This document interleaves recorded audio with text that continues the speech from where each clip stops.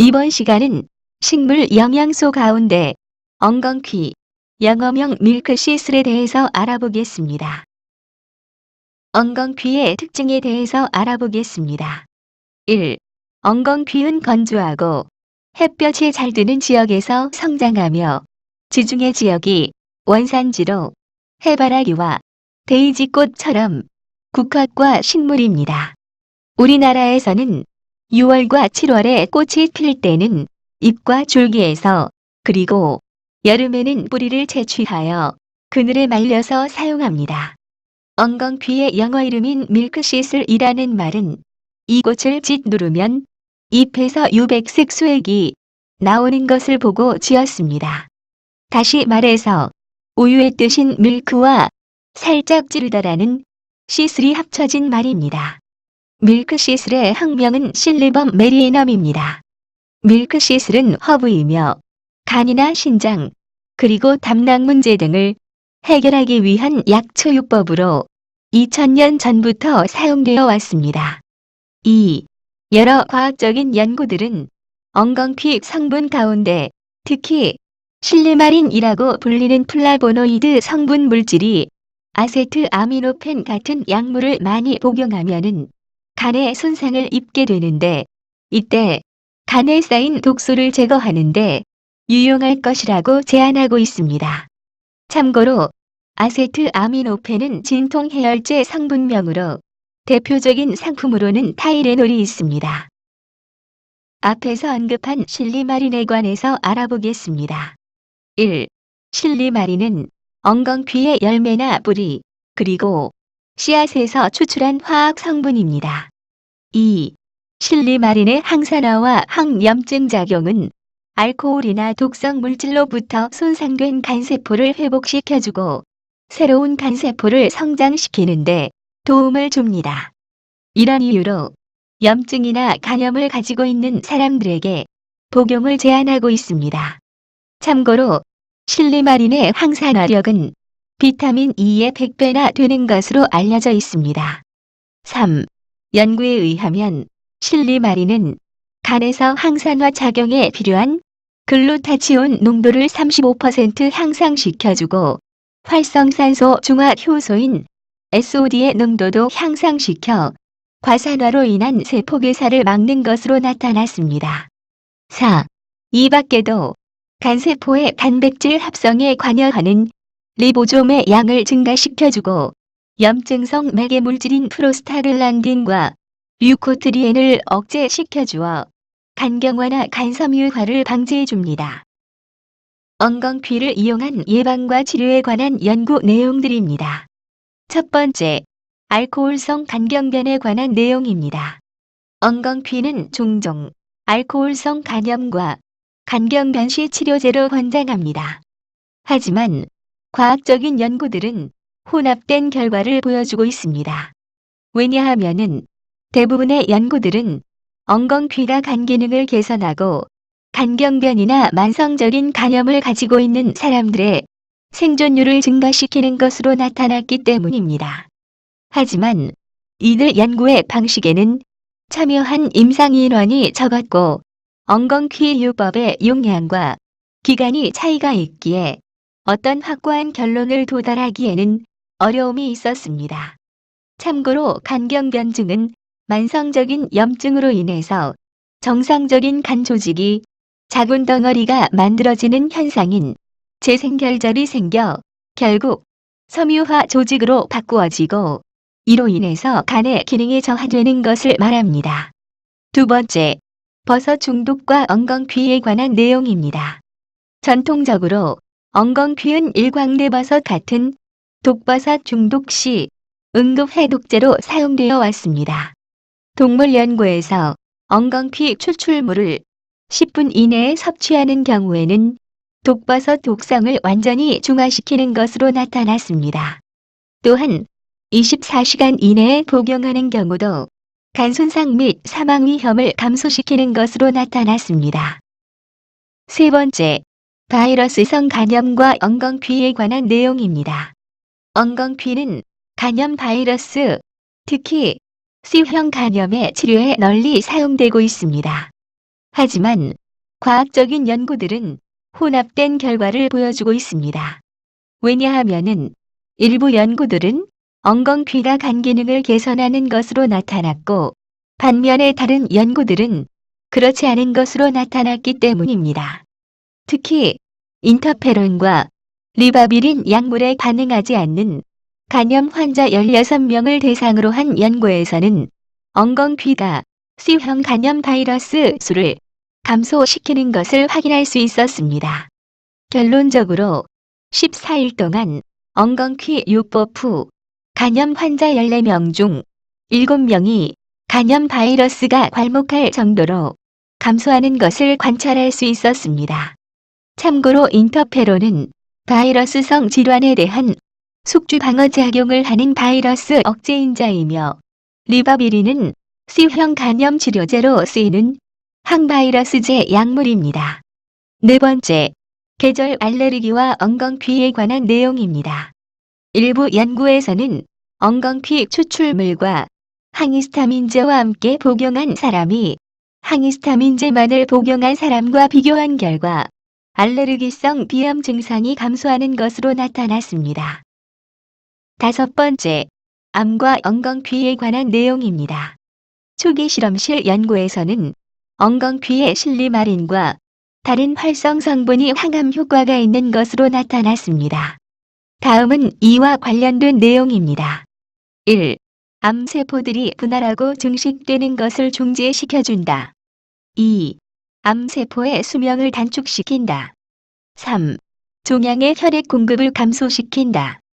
일부 연구들은 엉겅퀴 보충제가 자외선 차단하고 피부암의 위험을 감소시키는 것으로 제안하고 있습니다. 또 다른 연구들은 엉겅퀴와 화학요법과 병행했을 때 상승작용이 있는 것으로 나타났습니다. 여섯 번째, 갱년기 증상과 엉겅퀴에 관한 내용입니다.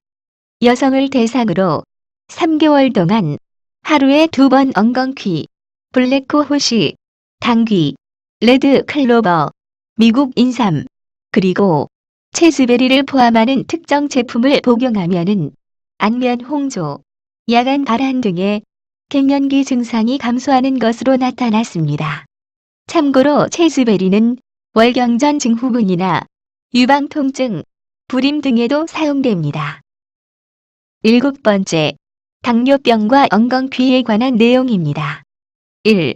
일부 연구는 전통적인 당뇨 치료와 함께 엉겅퀴 추출물을 복용 시 당뇨병 환자의 혈당 및 총 콜레스테롤, 저밀도 지방 단백질 및 중성지방을 감소시킬 수 있음을 보여주고 있습니다. 2. 엉겅퀴에서 발견되는 화학 물질인 실리마린은 혈당 수치를 감소시킬 수 있습니다. 그런데 당뇨병 약물은 혈당을 낮추기 위해 사용됩니다. 문제는 당뇨병 약물과 함께 엉겅퀴를 복용하게 되면은 혈당이 너무 낮게 될 수 있습니다. 따라서 밀접하게 혈당을 관찰해야 하고 당뇨병 약물의 복용 시기를 변경해야 합니다. 엉겅퀴 민간요법에 관한 내용입니다. 1. 부인의 하혈에 엉겅퀴 뿌리로 즙을 내어 마시면 즉효를 볼 수 있다. 2. 요통에는 엉겅퀴 뿌리를 캐어 물로 씻고 항아리나 용기에 넣고 19도 소주를 붓고 밀봉하여 3개월 후에 취침 전에 한두 잔 마신다. 3. 고혈압, 신경통에는 엉겅퀴 뿌리를 캐어 물로 씻고 뿌리를 짓이겨 생즙을 내어 하루에 3번, 1회의 소주잔으로 한 잔씩 공복에 복용한다. 4. 여성의 유방에 딱딱한 옹종, 종기, 악창에는 생뿌리를 짓이겨 환처에 붙인다. 엉겅퀴 복용 방법에 관한 내용입니다. 국내에서 엉겅퀴, 씨와 열매는 식품 원료로 사용되고 있으며 엉겅퀴 추출물은 일반 의약품으로도 사용되고 있습니다. 국외에서도 엉겅퀴 추출물이 식이 보충제와 의약품으로 사용되고 있습니다. 1. 실리마린을 1일 210에서 600mg으로 진행한 임상 실험에서는 부작용은 보고되지 않았습니다. 2. WHO 논문에서는 실리마린을 하루에 200에서 400mg 섭취를 권장하고 있습니다. 3. 건강기능식품으로서의 안전성을 고려하여 실리마린 1일 섭취량을 130mg으로 권장합니다. 유의할 점은 소아에 대한 1일 권장량에 대한 연구는 없습니다. 따라서 소아에게 간 문제가 있는 경우에는 의사와 상담을 진행해야만 합니다.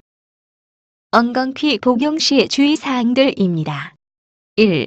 엉겅퀴는 일반적으로 안전한 것으로 간주되고 있지만 설사나 메스꺼움, 구토와 엉겅퀴 식물을 만지는 경우에는 발진 등의 부작용이 있습니다. 2. 엉겅퀴는 임신 중이거나 모유 수유 여성에게는 사용해서는 안 됩니다. 3. 유방, 자궁, 전립선 암을 포함한 호르몬 관련 암의 치료를 받은 경험이 있는 경우에도 엉겅퀴를 복용해서는 안 됩니다. 4. 만일 국화, 금잔화, 카모마일, 서양토플 또는 데이지꽃 등의 알레르기가 있는 경우에도 엉겅퀴를 복용하지 말아야 합니다. 엉겅퀴와 약물의 상호작용에 관한 연구 내용들입니다. 다음과 같은 약물 치료를 받고 있는 경우에는 먼저 의사와 상담하지 않고 엉겅퀴를 복용해서는 안 됩니다. 첫 번째, 항조현병 약물들이 있습니다. 1. 부티로페논이 있습니다. 부티로페논은 정신분열증 치료에 사용되는 약물로 상품으로는 할로페리돌이 있습니다. 2. 페노티아진이 있습니다. 페노티아진은 우울증 치료에 사용되며 상품으로는 클로르프로마진, 플루페나진, 프로메타진 등이 있습니다. 엉겅퀴 추출물과 같이 복용하지 말아야 하는 약물. 두 번째, 페니토인이 있습니다. 페니토인은 발작에 사용되는 약물이며 상품으로는 다일렌틴이 있습니다. 엉겅퀴 추출물과 같이 복용하지 말아야 하는 약물. 세 번째, 할러탄이 있습니다. 할러탄은 전신 마취 시 사용하는 약물입니다. 엉겅퀴 추출물과 같이 복용하지 말아야 하는 약물. 네 번째로, 피임약 또는 호르몬 대체요법이 있습니다. 다섯 번째, 알레르기 약물이 있습니다. 펙소페나딘은 알레르기성 피부질환과 관련된 증상에 완화시키는 약물로 상품으로는 알레그라가 있습니다. 여섯 번째, 높은 콜레스테롤에 사용하는 약물이 있습니다. 루바스타틴은 항콜레스테롤 약으로 상품으로는 메바코가 있습니다. 일곱 번째, 항불안제 약물이 있습니다. 다음은 항불안제 약물들입니다. 알프람졸람은 불안 완화, 진정, 수면 장애 완화, 항경련 작용, 근육 이완 등의 효과를 가지고 있으며 상품으로는 잔악이 있습니다.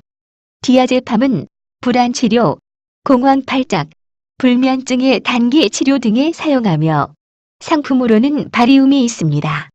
로라제팜은 항불안 작용, 기억 상실, 진정 및 최면작용, 항경련 작용, 근육 이완 등에 사용하며 상품으로는 아티반이 있습니다. 여덟 번째, 항혈소판 및 항응고 약물도 엉겅퀴 추출물과 상호작용합니다. 1. 클로피도그렐이 있습니다. 클로피도그렐은 관상동맥 질환, 말초혈관 질환, 그리고 뇌혈관 질환의 혈액 응고를 억제하는 데 사용하고 있으며 이 밖에도 심근경색과 뇌졸중을 예방하는 데도 이용됩니다. 상품으로는 플라빅스가 있습니다. 2.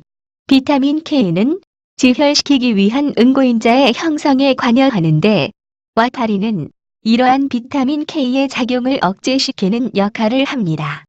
상품으로는 쿠마딘이 있습니다.